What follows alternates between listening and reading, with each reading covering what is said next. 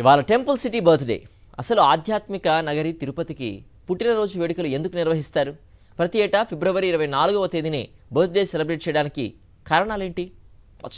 జన్మదిన వేడుకలు ప్రజలకే కాదు, తిరుమలకు ముఖద్వారమైన తిరుపతి లాంటి నగరానికి, శ్రీ వెంకటేశ్వర స్వామి కొలువై ఉన్న పుణ్యక్షేత్రానికి కూడా జన్మదిన వేడుకలు ముఖ్యమని తిరుపతి ఎమ్మెల్యే భూమన కరుణాకర్ రెడ్డి ఈ కార్యక్రమానికి కంకణబద్ధులయ్యారు. ఈ వేడుకలకు నగరంలోని ప్రతి ఒక్కరూ తరలి రావాలని పిలుపునిచ్చారు. అందుకు ఆధారాలు, శాసనాలు తెప్పించి 3వసారి తిరుపతి పుట్టినరోజు పండుగను ఘనంగా నిర్వహించనున్నారు. వైకుంఠంలో వెలిసిన శ్రీ శ్రీనివాసుని దర్శనార్థం వేల సంఖ్యలో భక్తులు తిరుమలకు చేరుకుంటున్నారు. ఇలా వచ్చే భక్తులు ముందుగా తిరుపతికి చేరుకోవలసిందే. ఓ కుగ్రామంగా ఉన్న ఈ నగరానికి అనేక పేర్లు ఉన్నాయని చరిత్ర చెబుతోంది. చరిత్ర ఆనవాళ్ల ప్రకారం సౌమ్యనామ సంవత్సరం ఉత్తర నక్షత్ర సోమవారం ఫాల్గుణ పౌర్ణమి నాడు రామానుజులు గోవిందరాజుల పీఠాధిపతిని ప్రతిష్ఠించి నిత్య కైంకర్యములు చేసి 4 మాడవీధులను అగ్రహారాలతో తిరుపతిని నిర్మించడం మొదలుపెట్టారట. అది తిరుపతి నగరానికి బీజం పడేలా చేస్తుంది. అటు తర్వాత దేవాలయం చుట్టూ ఉన్న ఇతర సంఘాలు తిరుపతికి మారాయి.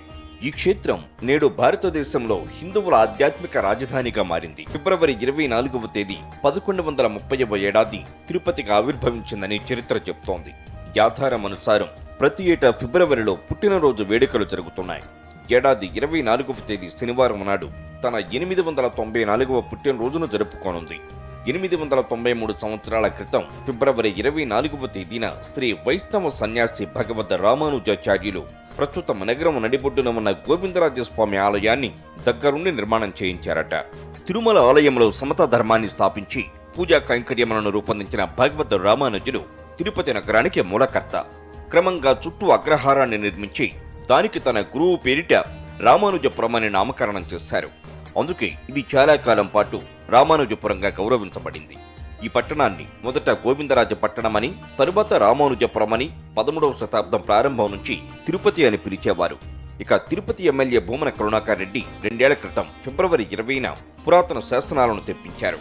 ఇందులో ఈ నగరానికి 1130 ఫిబ్రవరి 24న రామానుజాచార్యులు శంకుస్థాపన చేసినట్టు రుజువులు దొరికాయి. ఈ ఆధారాలు టీటీడీ ఆధ్వర్యంలోని గోవిందరాజ ఆలయంలో వెలుగులోకొచ్చాయి.